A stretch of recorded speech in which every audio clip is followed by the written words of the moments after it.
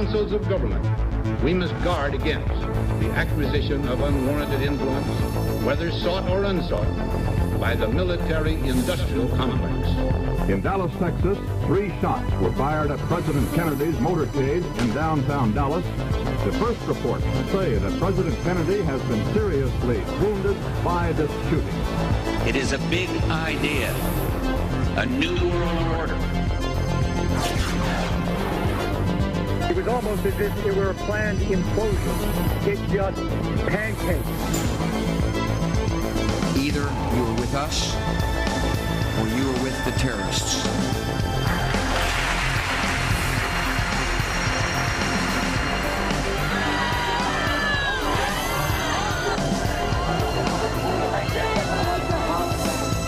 But I also believe that a lot of gun owners would agree that AK-47s belong in the hands of soldiers, not in the hands of criminals.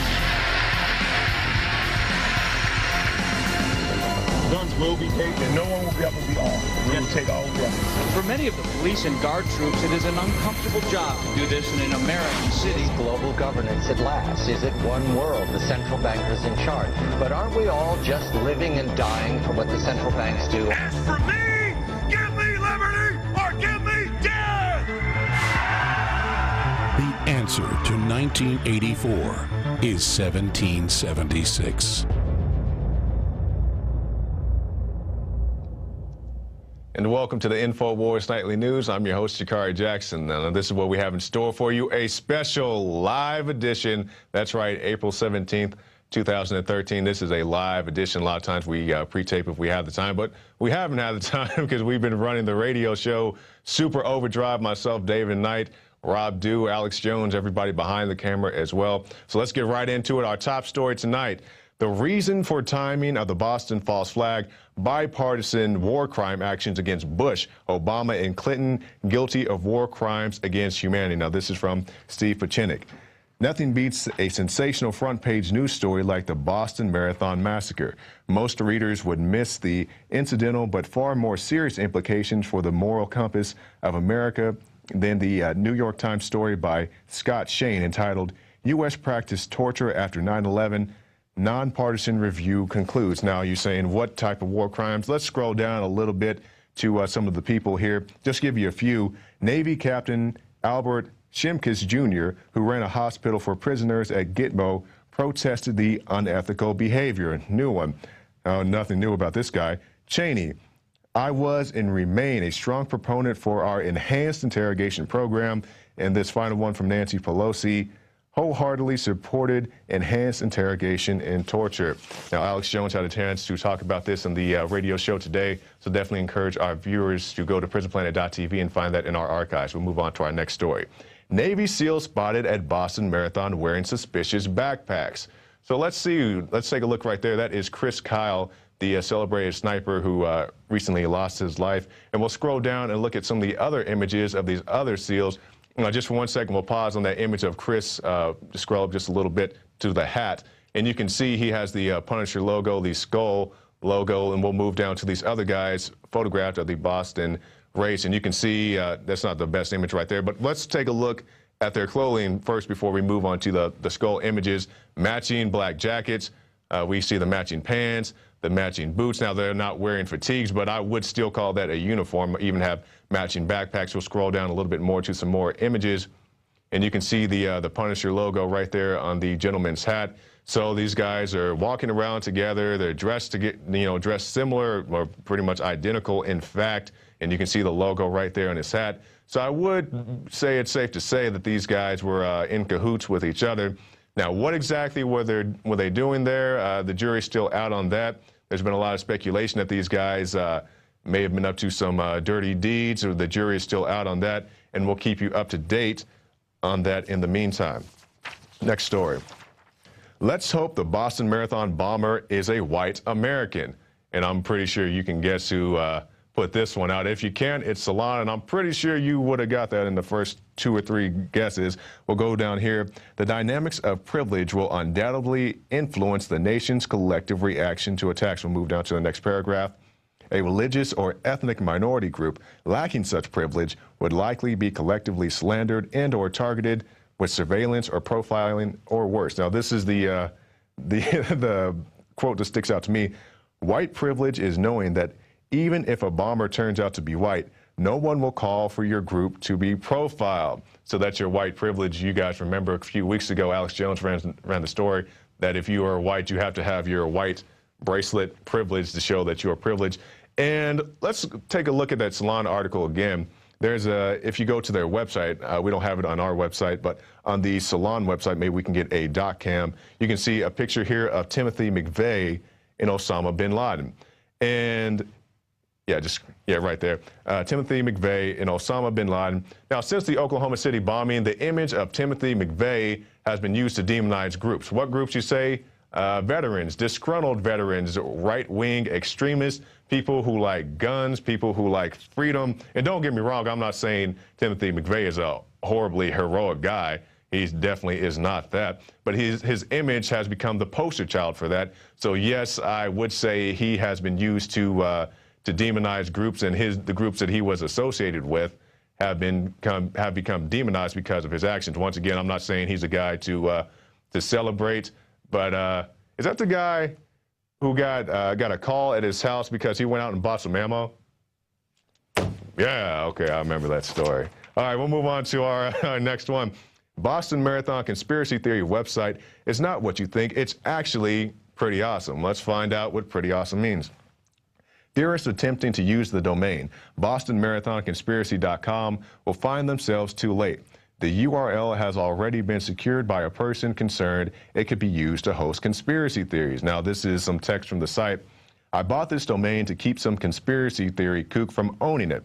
Please keep the victims of this event and their families in your thoughts. Thank you.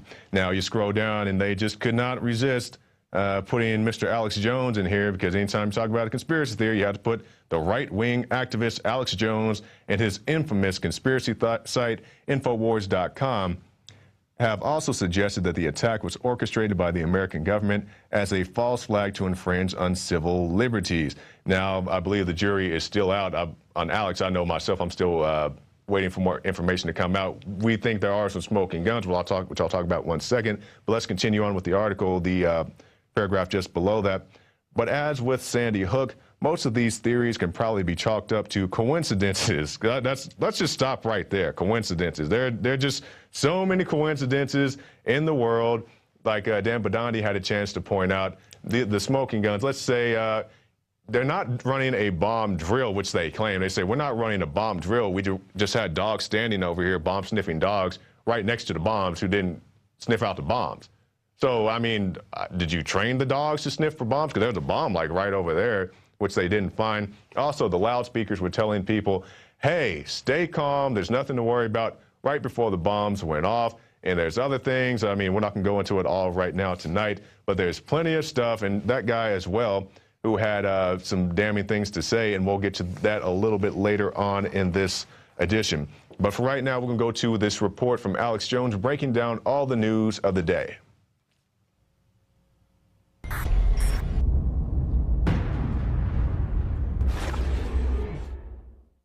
The biggest event in my close to 18 years on air happened today. Paul Watson, one of my best researchers, was about to come on as a guest. And he said, Alex, they have these big sites with data dumps of photos and news feeds. There are guys in uniforms, the same boots, the same pants, the same black shirts and coats, with backpacks all over the last mile.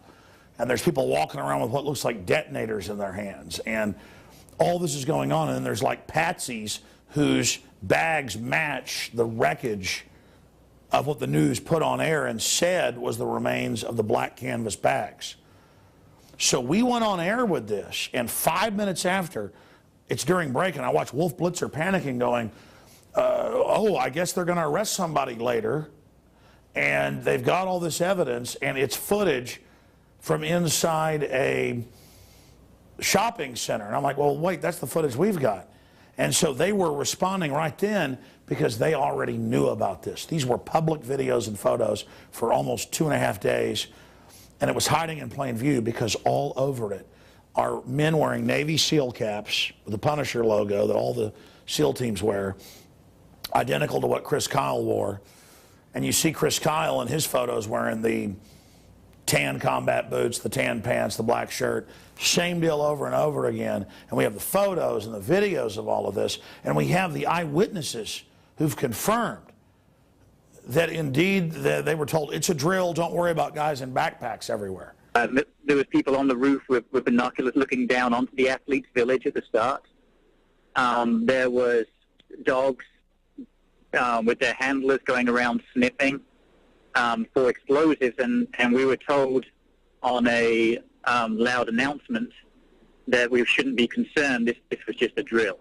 So there were all these black backpacks so that police who weren't compartmentalized couldn't stop what was happening. And the real evidence of this being a false flag is that they've covered up that, and they lied about it in the press conference, the drill that's now been confirmed, that was in the Boston Globe, that was covered in News 15, and since then Natural News and others have talked to the marathon coach that witnessed all this, announcing, everybody be calm, don't worry about the guys with the backpacks. You see the photos, the men that look like SEALs, they look like military, bottom line, are standing around in control of the situation with their backpacks on their cell phones right in the area across the street where the bomb goes off, where they have the patsy.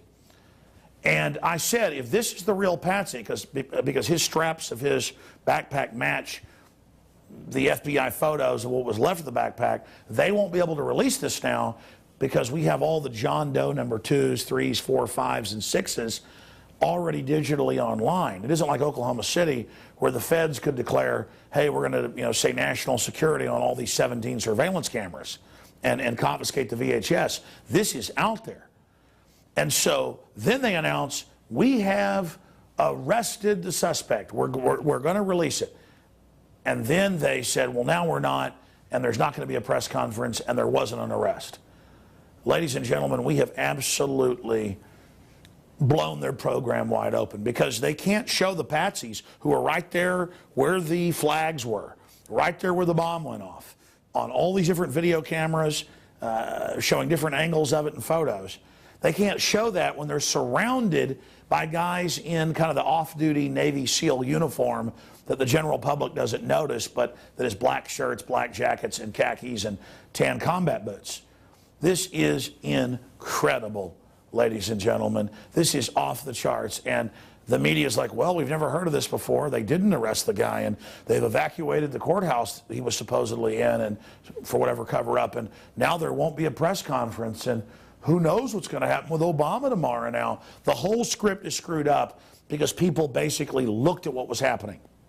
So, if a tree fell in the forest and no one was there to hear it, did it make a sound? We're here watching this, the drills, our reporters at the press conference. They're acting incredibly suspicious as soon as he brings up false flag and drills at the press conference. Was there any prior knowledge, Joe? Because according to BostonGlobe.com, they said they were doing drills this morning for the same exact thing that happened, according to BostonGlobe.com. Now, was you guys given any warning ahead of time of this taking place? As I said earlier, there was no specific intelligence. We certainly increase our posture around a big event like this. All of those things happened in preparation for this event, but there was no specific intelligence that anything was going to happen. Did you take any questions? Oh, sir, why were loudspeakers telling people in the audience to be calm moments before the bomb went off? Is this another false flag stage attack to take our civil liberties and put more Homeland Security sticking their hands down on the pants on the streets? No. Next question. That's it. Why was people being told prior? 9:30 tomorrow morning. Why was people being told prior to the bombs going off to stay calm? That's a false flag, gentlemen. Just to put more TSA on the street to rob our civil liberties. These are the signs. And then you have Bush, Cheney, and Obama being indicted by a congressional bipartisan committee for premeditated torture and telling the military to carry out criminal torture. You've got that coming out while this is happening. There is a major shakeup at every level.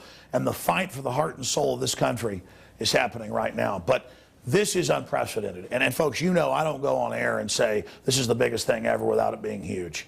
This is hands down the most out of control, wild, breaking news that we've ever brought to you. And quite frankly, I don't want to be the person breaking this. This is incredibly dangerous.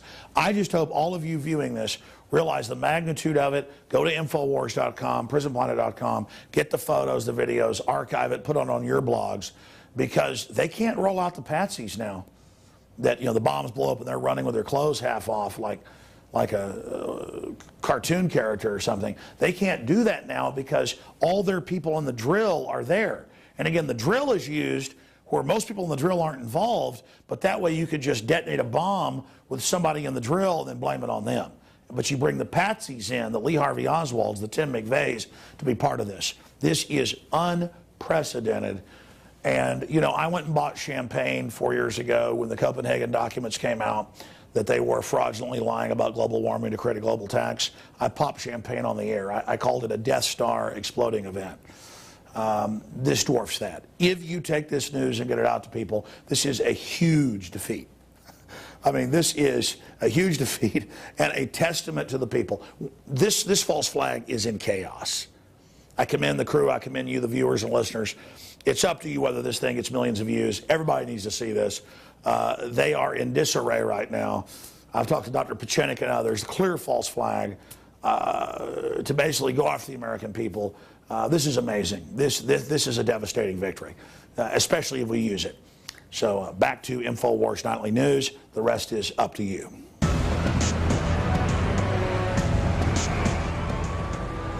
All right, great report there by Alex. That has some information even I haven't heard of, so definitely get that out to your friends and family. And people keep saying these conspiracy theories and these coincidences. Well, show them that. Is this a conspiracy theory? Is this a coincidence? Guys running around with exploded backpacks. That's some kind of theory, I guess, even though we showed you the footage right there. But I'm sure they'll continue to deny it. And we'll go to our next story. Follow-up attack.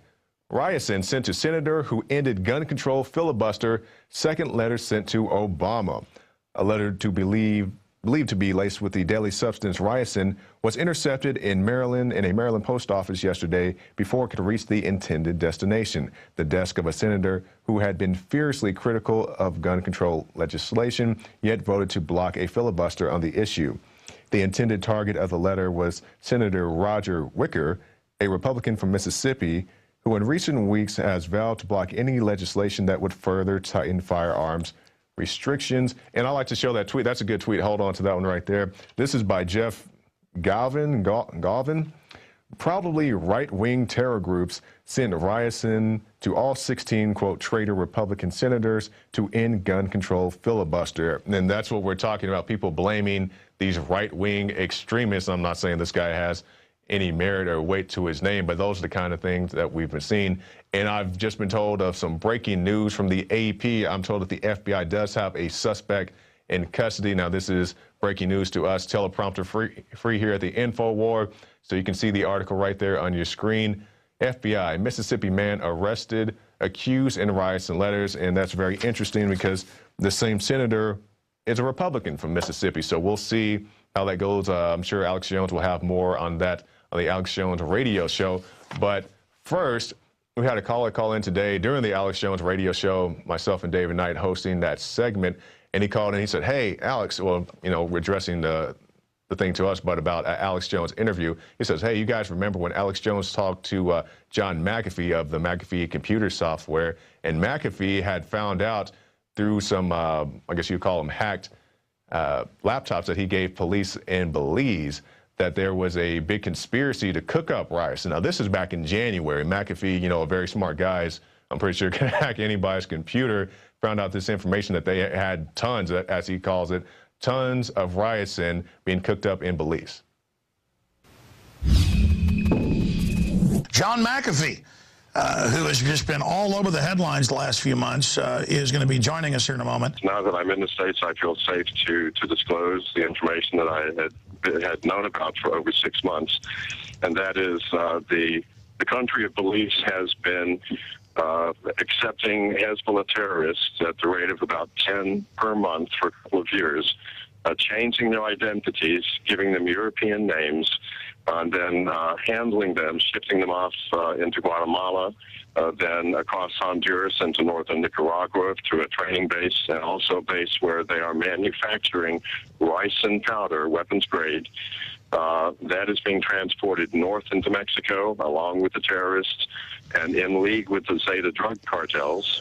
The ricin powder, using the same drug routes that they ship hundreds of tons of cocaine through, the ricin is being delivered into the States. So what can you tell us about the ricin? A place called Wamblin, and they were making oil from a kind of beans. Castor beans is where ricin comes from. A single bean will kill an adult human. 1 milligram of purified ricin. In one of the text captures that we got, somebody, and it was on a young woman's computer that had no business talking about such things, talked about an MMD of 3 microns, meaning it's the mean mass density. It's the average diameter of a particulate of powder. Well, at 3 microns, it's definitely weaponized dust. You could take a kilogram of it and spray it over New York and kill every man, woman, and child in the entire city. This is a kilogram. And they're manufacturing this stuff by the ton. It was to me very, very scary. It was scary to the young woman. You may notice she said she was afraid. I brought her back and sent someone else with a little more experience. It's all for real, sir. If you read it carefully, if you listen to the audio tapes, especially of the police and official, it is obviously not something made up. There is way too much detailed information with names and dates. You heard it right there. That was January 4th of this year, and we want to direct everybody who hasn't seen that interview to go to the Alex Jones YouTube page. I do believe we have that up to show our viewers. Yes, you can see it right there. Ricin attack predicted in January by John McAfee. And if we can scroll up, we can show you that is on the official Alex Jones YouTube page, Alex Jones official channel. So check that out today. You can also find that on PrisonPlanet.tv. And big ups to that caller who called in and reminded us of that. Thank you for that call. We'll move on to our next topic here. Town of Lexington pulls permit for a pro-Second Amendment rally using Boston bombing as pretext. So anytime anything happens, you can't do anything else ever again. It's pretty much the precedent they're trying to send with this. A permit secured by the Massachusetts chapter of Gun Rights Across America to hold a pro-Second Amendment rally at Lexington Battle Green, the site of the opening shots of the American Revolution, was revoked Tuesday because of alleged, quote, security risk associated with the Boston Marathon bombings. In an emergency meeting, Lexington's Board of Selectmen Tuesday evening voted to issue a moratorium prohibiting the use of the Battle Green or Tower Park for events from April 17th to May 1st, wrote Patrick Ball of the Lexington Patch. Arguing that the rally may provoke, quote, security issues, the Board of Selectmen and Lexington Police Department officials cited public safety as the main reason for curtailing the First Amendment. So there you go. If somebody gets shot up in a movie theater, you know, I don't want you to go to a movie theater. If somebody dies in a park or at an event, you can't go there either. And don't get me wrong, I definitely have my heart go out to any victim of any crime, but, you know, it's the precedent that something happens and now nothing can ever be the same again. Everybody keeps saying we have to change our American way of life. We have to give up our First Amendment rights, our Second Amendment rights to appease, you know, whoever. People are blaming this, blaming the Boston Massacre on the Second Amendment. I mean, it's the Second Amendment's fault that you can go to Home Depot and make a pipe bomb or an IED out of Home Depot materials. That's the Second Amendment's fault, and that's what people are trying to push. So I definitely hope they can get that overturned. I'm not sure how likely that's going to be, but I want people to have their First Amendment rights. And we'll move on now. War veteran arrested for rudely displaying rifle. I'm not exactly how you can rudely display your rifle, I guess, if you're an American trying to exercise your rights. There you can see the guy right there having his rifle taken from him because he was rudely displaying it. Now, to give you the context of this video, the gentleman you see right there being detained by the police was out hiking with his son. Now, he happens to live in an area. Now, this is the thing that people don't get. The people live up in these New York high-rises and stuff. This guy lives in an area where they have, you know, critters, you know, that they call them down here in the Southwest. They have cougars and wild boars and other things that are dangerous, aggressive game that could come upon you, especially if you have your child with you. You want to be able to defend yourself. So the gentleman had not only his rifle, but a .45 caliber pistol, I do believe, to protect him and his son. The police officer showed up to harass him, hey, man, what are you doing with this rifle? Minding my own business with my rifle. And that wasn't a good enough answer for the police officer, who then tried to take the man's rifle from him.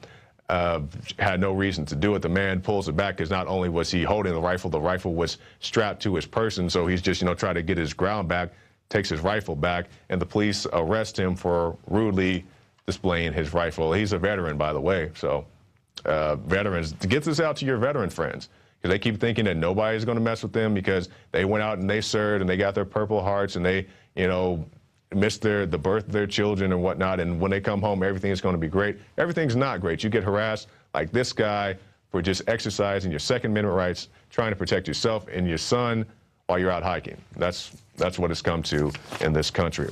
Now we'll move on to our last story of the night. This is something that we wanted to cover earlier in the week, but we've been inundated with a lot of Second Amendment news. And by the way, there's a picture trending, I believe, of Joe Biden. This is off topic. You guys don't have to change any graphics, but a picture of Joe Biden with his sad face when he found out the Senate vote bill didn't go quite the way he wanted it to. And he had some Sandy Hook families, I do believe, in the picture. I'm not sure if we have it or not, but it's a very entertaining photo of Joe Biden. I'm not, knocking the Sandy Hook families or anybody else, but Joe Biden himself, that would have been my quote of the day. Like, picture's worth 1,000 words, and that's what it would have been. But we'll move on now to our last topic of the night, peace gardens. Why growing your own food, no matter how little, matters so much. This is from Liz Reitzig. Cultivating gardens. Even one plant in a pot means less food coming from industry. It brings us each something that we've grown, and it teaches us how to do more.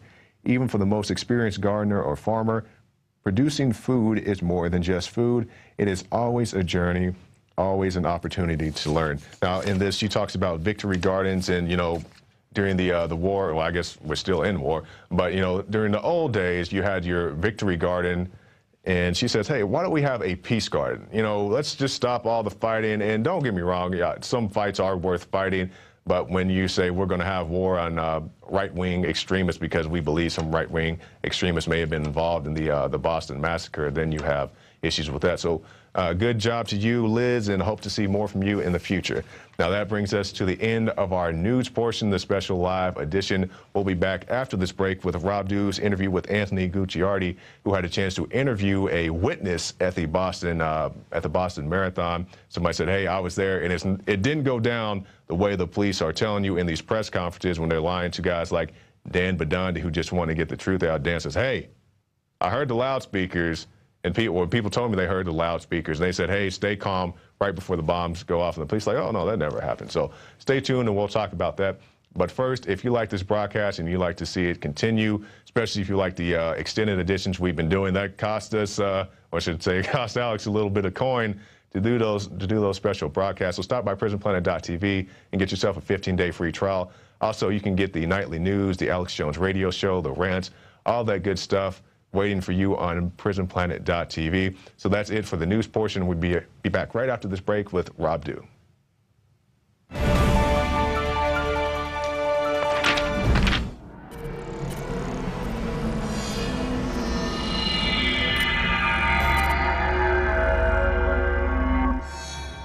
Ted Anderson, president of Midas Resources. With over 30 years of experience in the precious metals business, I can tell you without a doubt, we are facing the most dangerous and volatile times, not just in the United States, but worldwide. Peace of mind is gold and silver. Now is the time to invest in gold. When it comes to bullion coins, our prices are competitive and the closest to melt. If it's numismatics you're looking for, we have some of the best deals out there. Visit MidasResources.com today or go to Infowars.com and click on the link to see our daily specials. Here's an example of one of our long-term specials we've been offering for more than a year. 2 silver dollars from the turn of the last century, plus 2 powerful films, The Obama Deception and The American Dream. We also add in the book Dishonest Money, all for $72 and free shipping. The most trusted name in precious metals is Midas Resources. Call 1-800-686-2237 or go to Infowars.com. I'm Ted Anderson with Midas Resources. We are now only entering the edge of a global financial superstorm, the likes of which the planet has never seen. Here in the United States, the private Federal Reserve is giving more than $85 billion of taxpayer money a month to themselves and other offshore foreign banks. And the worst part is, we have to pay the bank's interest on the money we give them. There is now a race between the global central bank mafia cartels to see who can devalue their country's currencies the fastest. We are already seeing big increases in inflation at the grocery store and the gas line. This will eventually lead to hyperinflation. More than a dozen top globalists like George Soros have been buying record amounts of gold while at the same time bad-mouthing it to the public. Don't just listen to what they say. Watch what they do. For more than 6,000 years of recorded human history, gold has been the ultimate hedge against uncertain times and inflation. Before investing in metals, it is important to do your own research and find a reputable company. Midas Resources has the highest Better Business Bureau rating of an A+. Unfortunately, very few precious metal companies can boast that. Midas Resources has assembled one of the most educated, researched, and professional teams of brokers in the industry. The evidence is overwhelming. In uncertain times, gold and silver is safe harbor. Now is the time to invest in gold. Call 800-686-2237 and Midas Resources will mail you 10 reasons to own gold absolutely free. No shipping. It's absolutely free. And finally, Ted Anderson wants to challenge you to find any deal that comes close to his 2 silver dollars at cost with free shipping with 2 free films and a book for $72. That's more than $160 value for $72 shipping included. Click the link at Infowars.com to go to the MidasResources.com specials page. Brought to you by MidasResources.com and Ted Anderson, the trusted name in precious metals.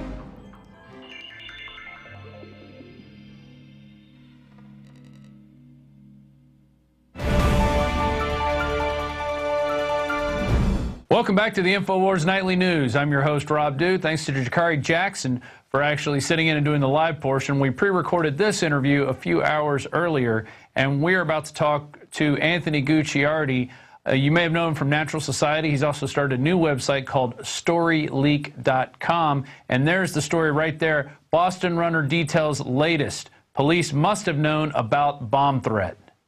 And he spoke with Alastair Stevenson, the coach from University of Mobile, the cross-country coach who ran in the marathon, had just finished. And he thought it was weird that he saw police dogs and announcements over loudspeakers to be calm. It was just a drill. He saw people on the roofs. And then when we had Dan Badandi go to the press conference and ask about this, they said there was no sort of intelligence, nothing like that. So I guess they didn't technically lie to him. They just said there was no previous intelligence. They probably didn't want to admit that they had a drill going. But anyway, we turn now to Anthony Gucciardi. How you doing today? Hey, thanks a lot for having me. Oh, I think what you did was great. How did you get a hold of Mr. Stevenson? And tell us about the interview. And actually, we're going to go to a clip of this in a second, but go ahead and tell us about how you were able to pull this off. Well, it took a while. I went on Google and pretty much searched him. He works at a University of Mobile in Alabama.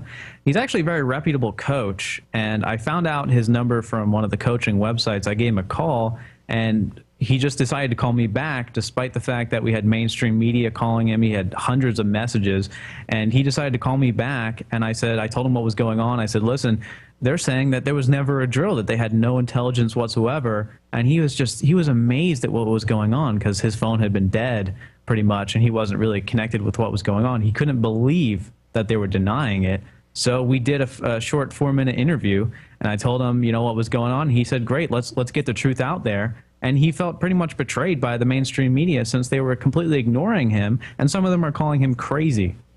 Well, that's almost the kind of attack that they did with Kurt Haskell when he went out and said, hey, I saw a sharp-dressed man. They tried to say, no, there was no other person that helped this guy get on the plane. There's no security footage of it. Well, we're not going to show you any security footage of it, and on. And this is what happens. There's one person who just, you know, because they're a good person, they speak out, and then they are immediately demonized and tried to shut down. So what exactly did y'all talk about in the interview?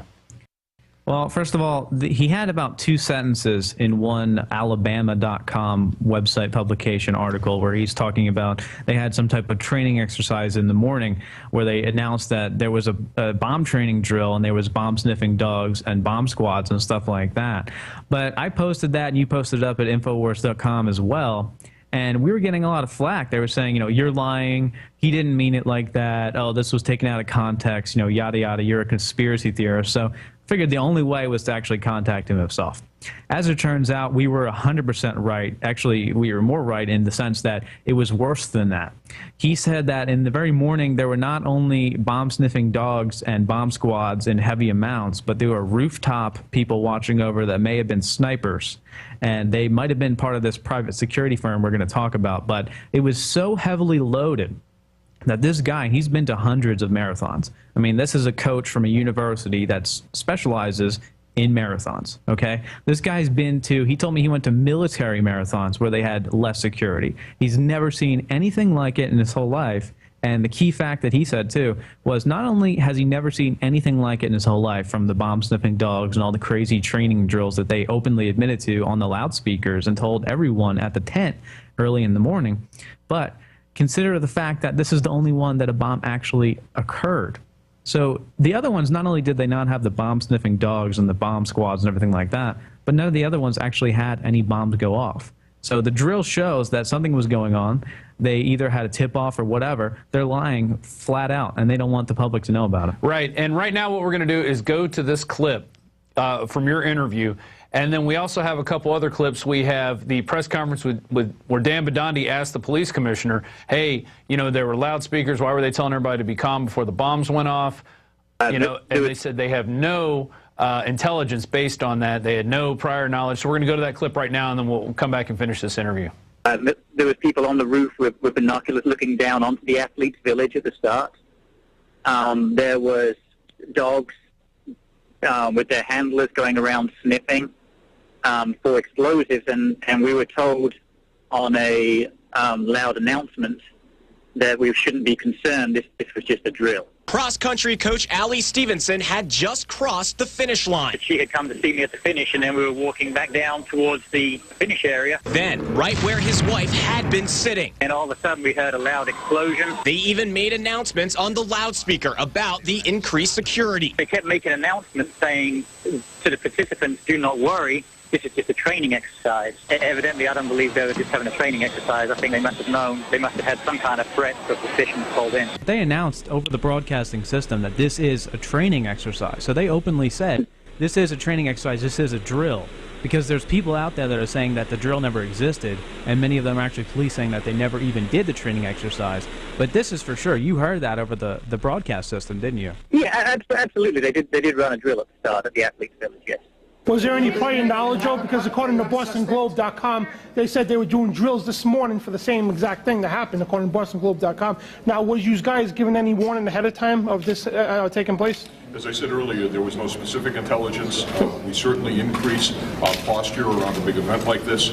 All of those things happened in preparation for this event, but there was no specific intelligence that anything was going to happen. Did you take any questions? Oh, sir, why were loudspeakers telling people in the audience to be calm moments before the bomb went off? Is this another false flag stage attack to take our civil liberties and put more Homeland Security sticking their hands down on the pants on the streets? No. Wow. And that was Dan Bidandi there at the end, basically asking the questions that they did not want to answer. Those were not probably on the script that the rest of the mainstream media reporters got. And ask us these questions. Stay away from anything about a drill. We don't want to talk about the fact that we had bomb-sniffing dogs and snipers and other things. Now, we're going back to Anthony Gucciardi. Tell us what else Alistair Stevenson said when you asked him, did he, because basically the media is painting him as a kook, the only guy that saw this. Did he talk to other people? Did other people hear this? Yes. Now, the interesting thing here is that I've talked to other runners, too. I've spoken to other runners. They weren't in the tent when they started announcing these things. And some of them were saying, yeah, they had broadcasts, they had systems like that. And you can look up on Twitter when their runners were saying that early in the morning. But Alistair revealed to me basically that during the time he was in the tent, there was coaches and people that were really serious and preparing. The run-of-the-mill participant might not have been there at that time.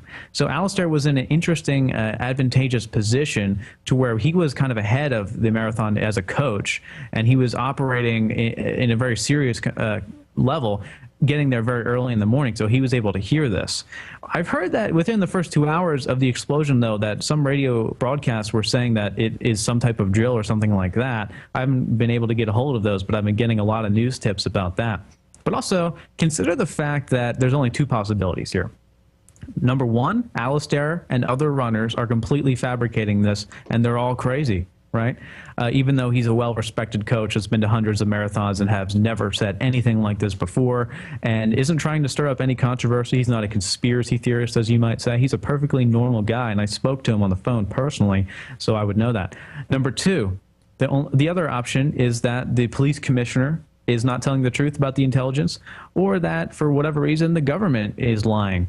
Now, if we look at the motives behind these situations, why would Alistair lie about this as well as the other runners? They have absolutely no motivation whatsoever. In fact, if you note on that call, Alistair actually said that he wanted increased security at these marathons. So he's not actually, what you call a conspiracy theorist who's against the government. In fact, he was calling for more government security, which I at least, completely disagree with. Yeah, so he buys into that. You get with more tyranny, you will get security, as they say, or as we like to say. Exactly. So this guy is not some kook. He just genuinely wants the message out there. He has no motivations besides getting the truth out there. And, speaking with him, he feels completely backstabbed by the media because they basically say the only argument they have is that it's a conspiracy theory. They don't want to talk about the facts. And think about how just ruined our truth level of information is. If we can't even get the simple fact that there was a drill that morning, can you imagine what else they're not telling us about this entire event? Exactly. And it's going to come out eventually. Somebody's going to look on their phone because everybody's going to go to where the explosion happened. If you're saying this was 2 or 3 hours before the race even started, somebody's got that video somewhere, and it's going to appear. It's just people having to go through all their stuff, look at it. Everybody's putting up the stuff from the explosion because that's what the authorities are calling for.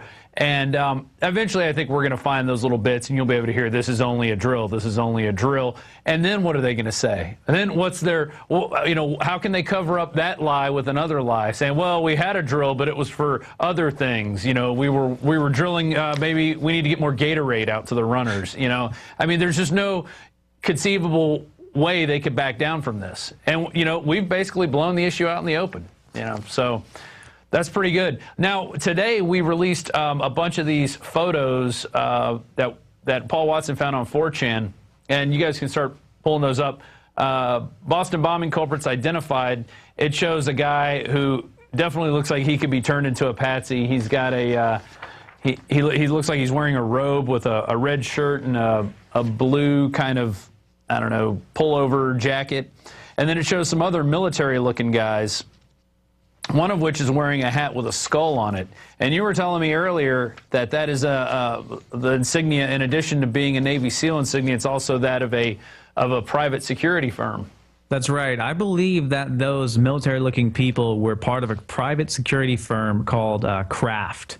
And if you go to, it's called Craft International. If you go to the website, thecraft.com, you can scroll down and click About Us. And then when you scroll down a little bit more, you'll see Chris Kyle in one of those photos. But you'll also note that at the top of the tab, a little thumbnail exists that is the exact Punisher skull that's on the hat of the military guy.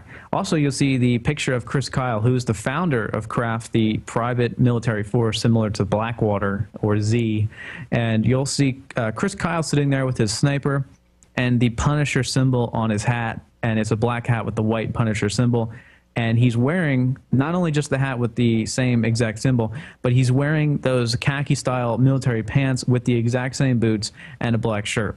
If you compare that to the photos of the military people in the Boston Marathon, not only are they wearing the exact same hat, the exact same pants, boots, but they're wearing a black jacket, and it appears that they're likely hired from Craft International by, I guess, the Boston government, because they're also seen afterwards assisting with some of the survivors and stuff like that, the injured and everything like that. So I don't know why private security's there. It just pushes it even further. They've got bomb squads, bomb-sniffing dogs, private security that's similar to Blackwater, rooftop snipers. What the heck? What's going on? Well, that would be interesting to confirm, and we definitely need to get confirmation on that. Were there private security firms? Was the private security firm started by Chris Kyle actually their craft, like you say? And what would be even more interesting is Chris Kyle was killed just a month and a half ago. Did he even know about this? Is that a possibility? I mean, you know, I'm just hearing you talk about this, that's starting to go through my head. Did he know about this operation, want to stand down, and he was told, you know, no, essentially? I mean, what happened there? That's an interesting question to propose. And couldn't they get a different private security company? I mean, why does it have to be linked to Chris Kyle, who recently just died? I mean, it's definitely weird. If you go on the site, The Craft, and read about it, they train everything from master snipers to different law enforcement. You can click the law enforcement tab that I'm on right now. The law enforcement sniper course, team leader snipers. They have everything. I mean, this is maybe even crazier than Blackwater. I don't know, but if they're there, if this is truly craft people, it would put a whole new level on this story and make it really kind of come together in some ways. I mean, they must have suspected a major threat. Well, they're hiring it. That would definitely be something to confirm. There's the patch right there and their logo. It looks like it's got a crosshair in one of the eyes of the skull. And you scroll down and there's the picture of Chris Kyle. And we actually start off our article. It does have a picture of Chris Kyle, and then it goes into all these other guys. So you can see what he's wearing and what they're wearing. And wow, I'm just looking at the images now. That skull is everywhere. That skull's everywhere. That skull, it's not like they're trying to hide it. It's not like a common thing either. I mean, you don't just go out and wear a SEAL team skull. You'll get beat, you know? I mean, if a real SEAL member or if Kraft saw you, I mean, they look like military. They're wearing a wire, you know? They're not just random people like thinking they're cool wearing a Punisher sign. They're wearing a wire. It's very, very obvious that they're some type of military people. But speaking of the pictures on your on Infowars.com right now with the Boston article, go down to the one that says bag and no bag with that guy with the white hat and the black shirt or jacket and the backpack. Oh, where the bulge, you can see the bulge in the backpack? Correct. Yeah. Now, if we look at the CBS report, which is the latest one that's available on Drudge right now, it says that the suspect, whether or not they're in custody or not, and it's not really sure, but it's a white male wearing a white baseball cap that at the time was on backwards in Lord and Taylor, and a black jacket. So no mention of a backpack. No mention of a backpack. But to me, that would be the most convincing of the photos as to who the suspect may be. I'm not saying it is, but it looks pretty much on target with what they're saying. And in the second photo, he could be carrying the backpack as his hands are kind of together. But if he's not, then that would mean that he got rid of the backpack somewhere else. And that could be an explosive. And then also look how he's looking away. Yeah. What everyone else is looking at is the race. Right. He's just kind of dazed off, like looking away. And, you know, this is totally speculation, but it looks like, you know, if it were this kind of guy, this would be the look of someone on antidepressants. Well, and if you scroll down even further, you go to this guy that to me looks like if anyone would be a patsy, this is casting 101 of a patsy. He's got a kind of a beard, doesn't really look interested in what's going on, kind of hunched over. Looks like he's wearing a bathrobe, but I think it's just like an older kind of fleece jacket. I mean, these images, these have been around since last night. And actually, what's funny is me and Mike Adams were talking about this at about 9 a.m. today. And I sent him this picture with the bearded guy. Not that exact one, but the one with the straps, the gray straps. And I said, well, look at that. You know, if there is anyone that the mainstream media's wet dream would be as the suspect, it's that guy. Not only is he white, you know, looks like a typical conservative, a little bit of a beer belly, you know, average American, but he just absolutely looks like a conservative gun owner. Yeah. And they could easily say, oh, you know, the gunpowder, the black powder, everything. They could demonize him to no end. And we don't know this for sure. These are just the photos that were posted on 4chan. They're the ones that they circled. They're looking at the backpacks, comparing them. You know, so we don't know for sure. We're still going through this. I mean, less than you know, we're just going on 48 hours now from this event, which I think it's amazing that we've gotten this much information so quickly, you know, with the help of all these sites out there and other investigators and people looking at the police. There's a guy that always downloads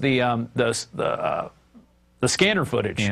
Yeah, and puts it up online for people to hear. So there's all this information out there that people are going through and looking at. I mean, believe me, there's already crazy stuff where they supposedly showed a photo of the principal who died at Sandy Hook saying she was one of the victims. Yeah. You know, I mean, it's like, whoa, where are they getting all this information? It's just coming out so quickly. But, you know, I think it's good that we posted these pictures, at least so they're out there. And it looks like from the time CNN said that they had a suspect, we posted these pictures, and all of a sudden CNN said, no, we don't have a suspect.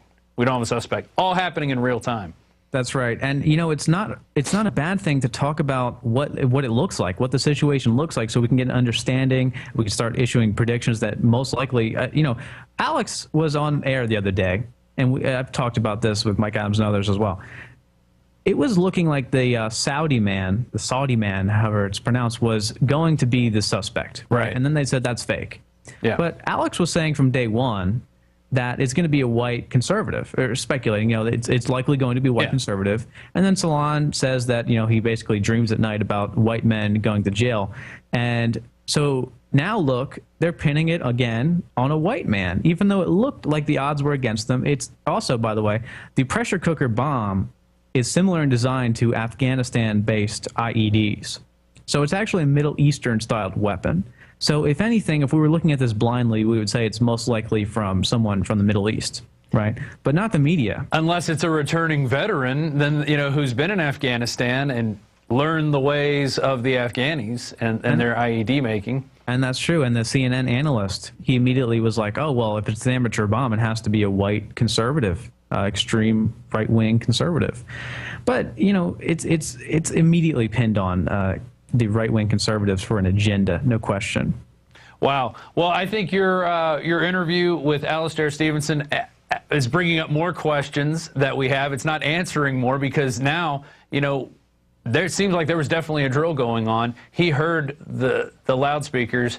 Other runners that he talked to heard it. He saw the bomb-sniffing dogs everywhere. That we were just showing pictures of bomb-sniffing dogs that were there. And, you know, they had the biggest police presence there ever. 400 federal, 1,000, and 400 of these federal could have been some of these hired private security. We don't know that. Kraft. Yeah, we don't know that. That would be interesting to find out if Kraft or other security firms were in on this in a private security level working for the federal government. Because they do use these guys all over the world for other missions. You know, we can't just live in peace. We have to have this perpetual terror threat coming at us, so we have to have increased security so we have less rights. That's where it always goes to: less rights, more security, which means a more powerful, centralized government that is accountable to no one. So with that, we're going to leave you now. If you get any more information, you know, send it our way. We'll post it, and we'll keep looking at this as it continues. Thank you, Anthony Gucciardi from Natural Society. Give them your website real quick. Well, my new website actually is storyleak.com, which is where the Alastair interview is and everything like that. I've been breaking down gun rights and everything from the Boston Marathon. So thanks a lot for having me. All right, storyleak.com. We got naturalsociety.com. Anthony, I was actually talking to Anthony before the interview, and he was saying, you know, I had to start a new site just because, you know, health is important, but if we don't have our freedoms, it doesn't matter if we have our health. And he's right, you know. And that's going to do it for us today. Be sure you tune in tomorrow. We're still running that free stream. I imagine we're going to run it till the end of the week, and you can go to there. Go see that at Infowars.com. Right in the top right, there's a Listen Live link. Or if you go to Infowars.com/listen. So be sure and take advantage of that and become a member of Prison Planet TV if you haven't done so. It's prisonplanet.tv, and you can get a $5.95 per month membership. And you can also share the password with up to 10 of your other friends, and you can all be on at the same time, watching the shows, watching the movies, downloading the books, downloading the movies. Basically, anything you can do right now to get the word out is utmost of importance. And with that, we'll see you tomorrow. This is Infowars Nightly News, and I'm Rob Dew.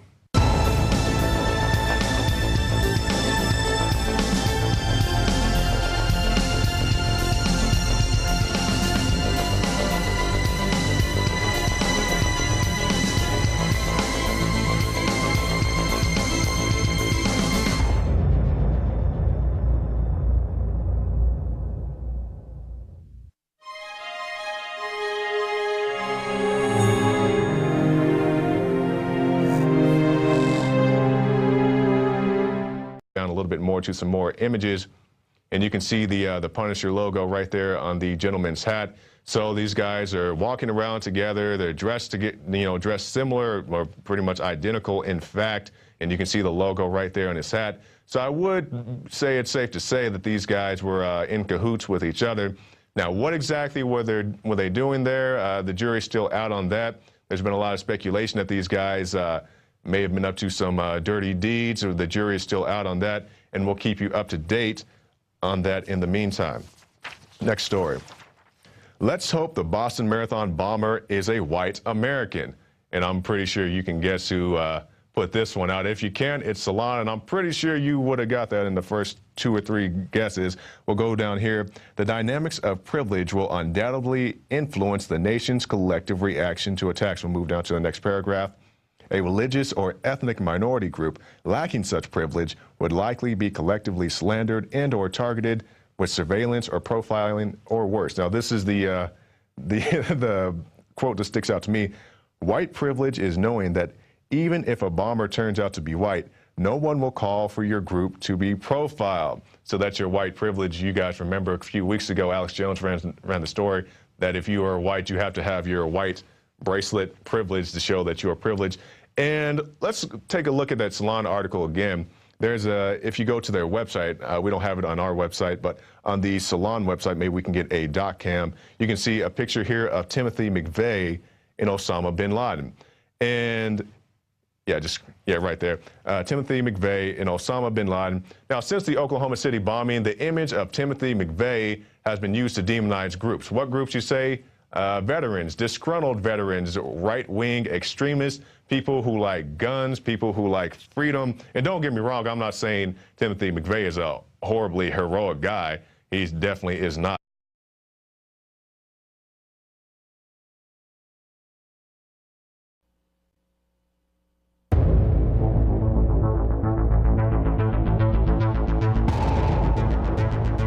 In the councils of government, we must guard against the acquisition of unwarranted influence, whether sought or unsought, by the military-industrial complex.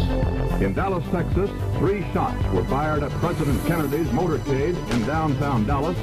The first reports say that President Kennedy has been seriously wounded by this shooting. It is a big idea, a new world order. It was almost as if it were a planned implosion. It just pancaked. Either you were with us or you were with the terrorists.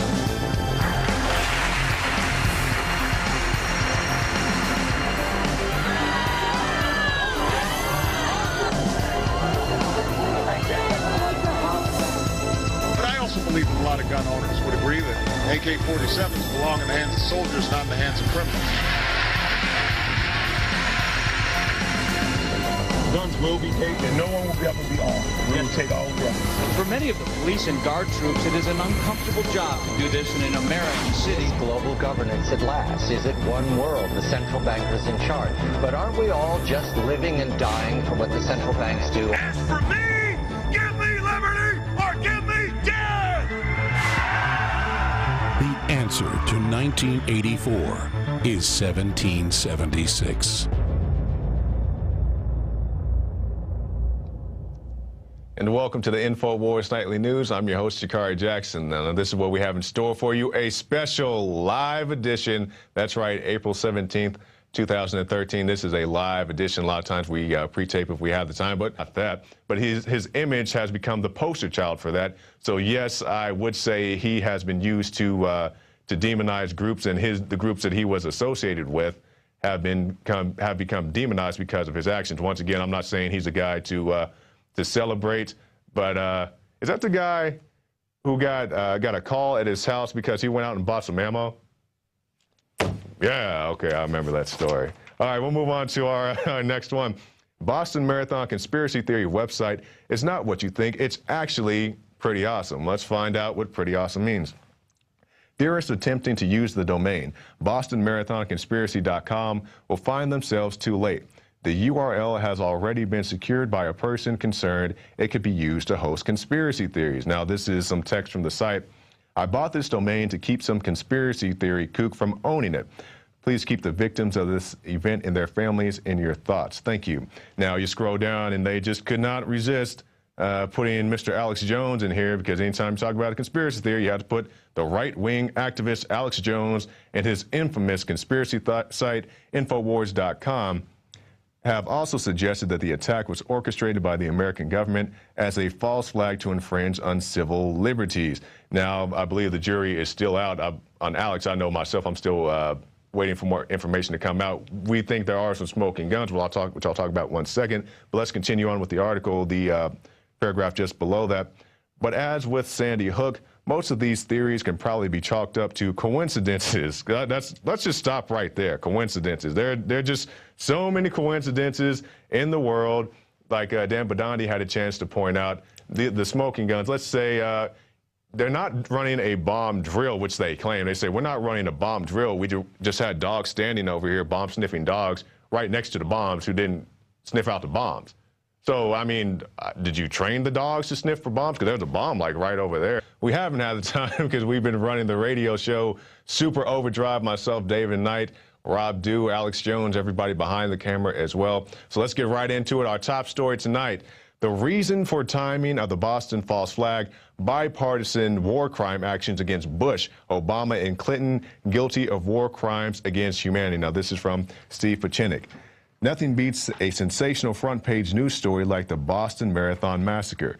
Most readers would miss the incidental but far more serious implications for the moral compass of America than the New York Times story by Scott Shane entitled, U.S. Practiced Torture After 9/11, Nonpartisan Review Concludes. Now, you're saying what type of war crimes? Let's scroll down a little bit to some of the people here. Just give you a few. Navy Captain Albert Shimkus Jr., who ran a hospital for prisoners at Gitmo, protested the unethical behavior. New one. Nothing new about this guy. Cheney. I was and remain a strong proponent for our enhanced interrogation program. And this final one from Nancy Pelosi, wholeheartedly supported enhanced interrogation and torture. Now, Alex Jones had a chance to talk about this in the radio show today, so definitely encourage our viewers to go to PrisonPlanet.tv and find that in our archives. We'll move on to our next story. Navy SEALs spotted at Boston Marathon wearing suspicious backpacks.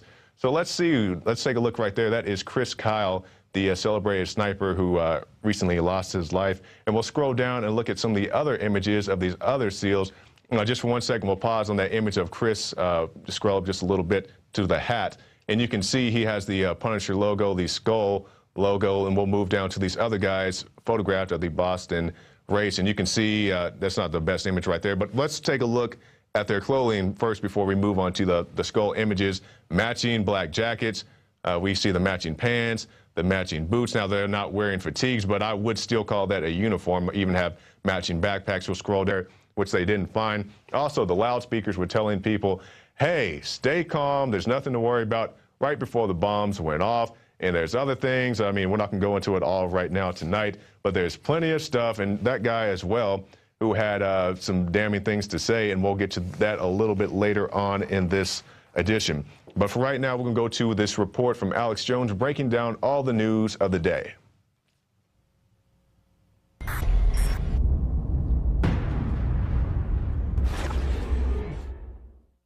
The biggest event in my close to 18 years on air happened today. Paul Watson, one of my best researchers, was about to come on as a guest, and he said, Alex, they have these big sites with data dumps of photos and news feeds.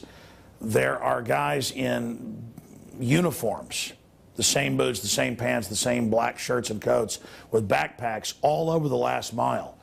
And there's people walking around with what looks like detonators in their hands. And all this is going on, and then there's like patsies whose bags match the wreckage of what the news put on air and said was the remains of the black canvas bags.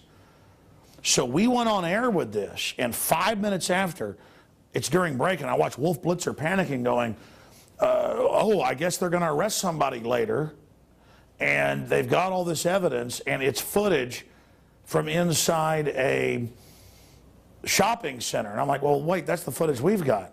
And so they were responding right then because they already knew about this. These were public videos and photos for almost 2.5 days, and it was hiding in plain view because all over it are men wearing Navy SEAL caps with the Punisher logo that all the SEAL teams wear, identical to what Chris Kyle wore.